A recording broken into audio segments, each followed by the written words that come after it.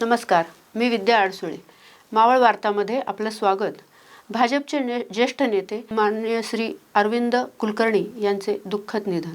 Bharatiya Janata party पक्षाचे ज्येष्ठ नेते व मार्गदर्शक तसेच भरत अग्रवाल नागरिक सहकारी पतसंस्थेचे उपाध्यक्ष व आपले सर्वांचे लाडके अरविंद कुलकर्णी यांचे दिनांक 28 फेब्रुवारी 2026 रोजी वयाच्या 76व्या वर्षी अल्पशा आजाराने निधन झाले. त्यांच्या पवित्र स्मृतीस अभिवादन करण्यासाठी भारतीय जनता पार्टी लोणावळा नाणे मावळ मंडल यांच्या वतीने श्रद्धांजली सभेचे आयोजन करण्यात आले होते.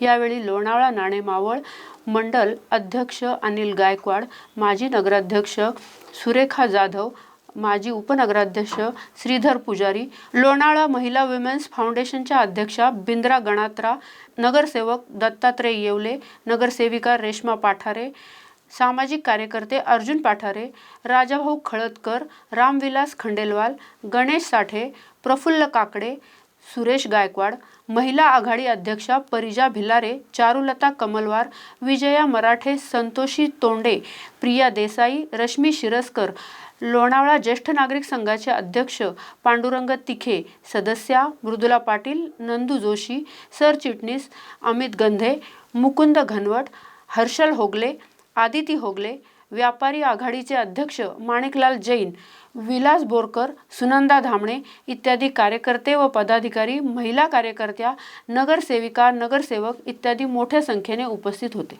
त्यांनी एखादा शब्द पार्टीमध्ये टाकला ते पार्टीचे सर्व कार्यकर्ते त्यांचे ऐकायचे. तर त्यांना कुठला आपण विषय घेऊन दिला ते पहिले सुरेखाताई असतील, पुजारी साहेब असतील, त्यांची चर्चा झाली का, त्यांचं काय मत आहे, म्हणजे त्यांना एवढी ते इज्जत द्यायची. त्यांना माहिती पार्टीसाठी जे काम करत होते तो सामान्य कार्यकर्ता असतो या मोठा कार्यकर्ता असतो. चाचाला विचारलं का, दळूनला विचारलं का, खळदकरांना विचारलं का, असे ते बरेच मला कधी प्रश्न करायचे. पहिली गोष्ट तर मला अध्यक्ष व्हायचं म्हणजे त्यांनीच उभारी दिली.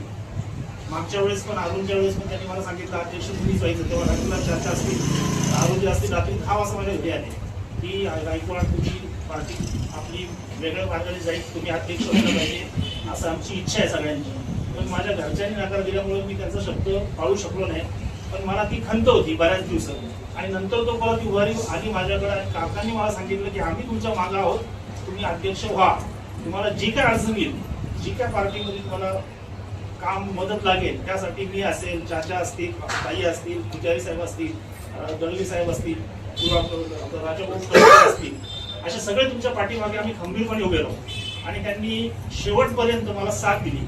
30-35 वर्ष जो आमचा सगळ्यांचा म्हणजे एक संपर्क होता आणि एक परिवार होता. म्हणजे असं वाटत नव्हतं की ते मार्गदर्शक आहे, एक वडीलधारे म्हणून. आणि कुठली गोष्ट आपण जरी चिडलेलं असलं तर कसं शांत करायचं हा त्यांच्याकडे एक गुणधर्म होता. ते नेहमी सांगायचे चिडू नका, आपण सगळे एकत्र येऊ. आणि कुठलीही सभा असू द्या, पहिलं भाषण, पहिलं मार्गदर्शन, आपण जर आवाज उठवायचं सगळेजण, पहिले आरुजी बोलतील, पहिले आरुजी बोलतील. आणि ते एवढे बोलायचे की सगळेजण ऐकत राहायचे. सगळ्यांना वाटायचं आरू काकांनी अजून बोलावं, अजून बोलावं. म्हणजे एवढं वक्तृत्व आणि नेतृत्व चांगलं आपल्याला लाभलेलं होतं.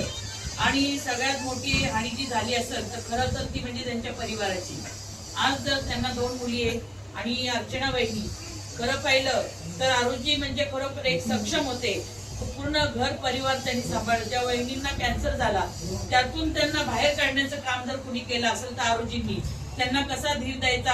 आणि खरोखर त्या म्हणजे आम्हाला वाटलंच नाही की वहिनी हा कॅन्सर पेशंट आहे. हे केवळ हे आरुजीच करू शकतात. कारण आरुजींचे विचार इतके चांगले होते की त्यांना एक ताकद मिळाली होती अर्चना वहिनींना. आणि त्या मुलींनाही फार मोठा एक आधार होता. आज जर पाहिलं तर त्यांचा आधार म्हणजे आज संपलेला आहे. आज जसं आपल्याला वाटतं आपण एक परिवार आहे सगळेजण, प्रत्येक कार्यकर्त्याला वाटतं की आरुजी असायला पाहिजे होते. आणि आम्ही त्यांना भेटायला गेलो तेव्हा देखील आम्हाला असं वाटलंच नाही की असं काय होईल म्हणून. कारण त्यांची जेव्हा आम्ही भेटायला गेलो तर हाच विषय झालं गेलं सोडून द्यायचं, परत आपण उभारी धरू, परत काम करू. म्हणजे त्यांनी कधी पक्ष आणि त्यांना कुठलंही पद नको होतं किंवा मला नगरसेवक करा किंवा मला या पदावर द्या, मला कुठेतरी सत्कार करा, पुरस्कार द्या, असा कुठलाही विषय कधी त्यांच्या मनाला शिवला नाही. फक्त काम, एके काम. आज जर भरत अग्रवाल पतसंस्था जी असेल उभी ती केवळ आरू काकांमुळेच उभी आहे. कारण लताभाभी जरी अध्यक्ष असल्या तरी उपाध्यक्ष म्हणून त्यांनी जी गेल्या अनेक वर्षापासून जबाबदारी घेतली ती म्हणजे कोणीच घेऊ शकत नाही. आणि संचालकांना देखील सगळ्यांना सामावून घेणं एखादा कर्जदार आला त्याला कसं बोलायचं, कारण अनेक कर्जदार आम्हाला भेटतात ना, ते म्हणतात ना आरुजी येणार त्यांनी आमचं काम केलं आणि ते आमचं काम बसून देतील, आम्हाला 100% आमचं काम होईल. कुणी जरी आलं तरी आम्ही सांगायचं की आरुजींना तुम्ही जाऊन भेटा. भरत अग्रवाल पतसंस्था म्हटलं की आरुजींचं नाव पहिलं यायचं. म्हणजे अशी व्यक्ती आज आपल्यात नाहीये. खरोखर म्हणजे आपली पक्षाची देखील मोठी हानी झालेली आहे आणि ते जर आपल्या पक्षात म्हणजे सगळ्यात मोठे कार्य कोणाचं असेल तर आरुजींचं.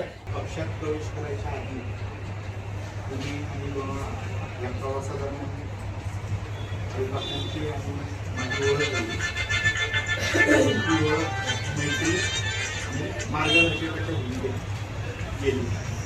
कार्यकर्त्यांना संधी कशी द्यायची ते जर शिकायचं असेल तर ते आहे. ज्या दिवशी प्रचाराची शेवटची रॅली निघाली त्या दिवशी आरोपकांनी भाषण दिलं आणि तेव्हा त्यांनी सांगितलं होतं की माझा आवाज वयोमानानुसार बारीक झाला असला तरी मी व्यवस्थित बोलू शकतो आणि ती गोष्ट लक्षात घेऊन आज मला बोलावंसं वाटलं. जरी आवाज कमी असला तरी बोलावंसं वाटलं. आरोपकांशी संपर्क फार कमी असला तरी ते मला नेहमी फक्त माझ्या सुनबाई किंवा ह्या रेश्मा पाटील असं मला कधीच कोणाशी बोलताना त्यांनी समजलं नाही. त्या आमच्या सुनबाई म्हणून बोलतो त्यातून त्यांची आपुलकी दिसायची मला. त्यांच्याकडनं त्यांनी केलेलं म्हणजे ते ज्या पद्धतीने काम करत होते, पक्षाचं काम करत होते, पक्षनिष्ठा असेल, त्यांची विचारधारा असेल, त्यांचे काम करण्याची जी काही तडफड असायची कायम ती पुढे घेऊन जाणं हीच खूप श्रद्धांजली तुम्ही माझ्याकडून पुन्हा एकदा त्यांना पूर्ण श्रद्धांजली. भारतीय जनता पार्टीचे आदरणीय ज्येष्ठ कार्यकर्ते अरविंद काका कुलकर्णी यांना आपण भावपूर्ण श्रद्धांजलीसाठी जमलेलो आहोत. काकांबद्दल सांगायचं म्हणजे काका हे पक्षाचे निष्ठावंत कार्यकर्ते आहेत. त्यांच्या जाण्याने पक्षाला फार मोठी हानी झालेली आहे. असो, ईश्वर सत्तेपुढे इलाज नाही. मी भारतीय जनता पार्टी नाणे मंडल महिला अध्यक्षाच्या नात्याने काकांना भावपूर्ण श्रद्धांजलि अर्पित करते. सभी को मेरी पहली मुलाकात जब भी मुंबई और मैं ये बोर्ड से खड़े थे तभी उन्होंने मेरे को बोला था कि इंटरव्यू देने के लिए.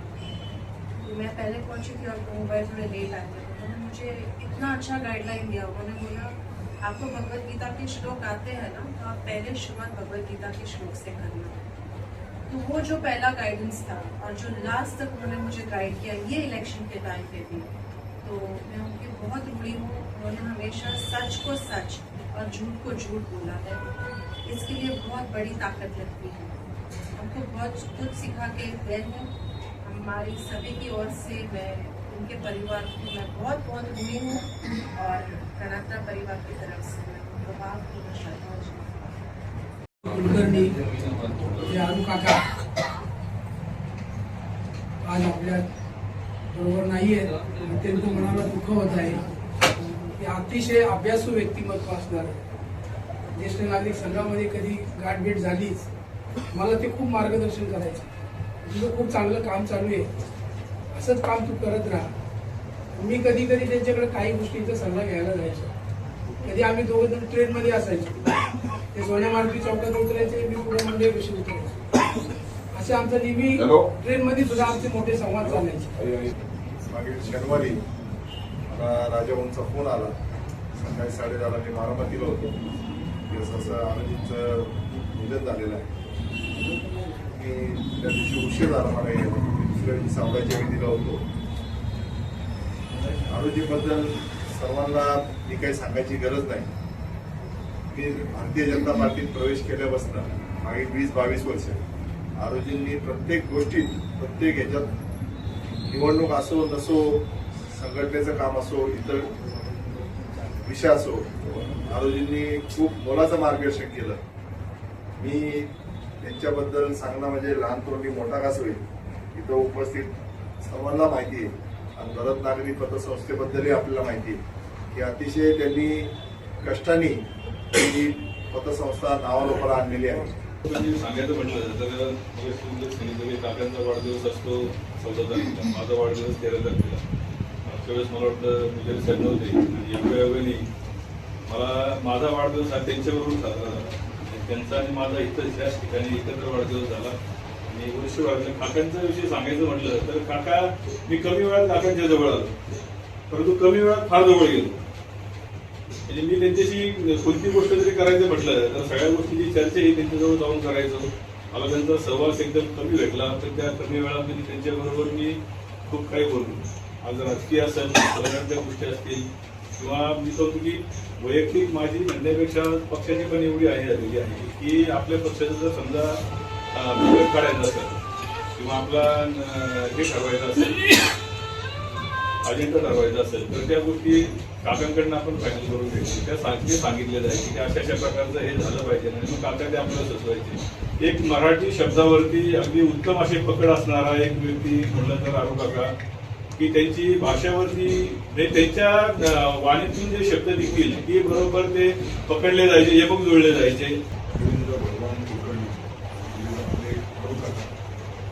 अजब शत्रू लोणावळा शहरात जर कोणाला अजब शत्रू म्हणायचं असेल तर ते काकांना म्हणावं लागेल.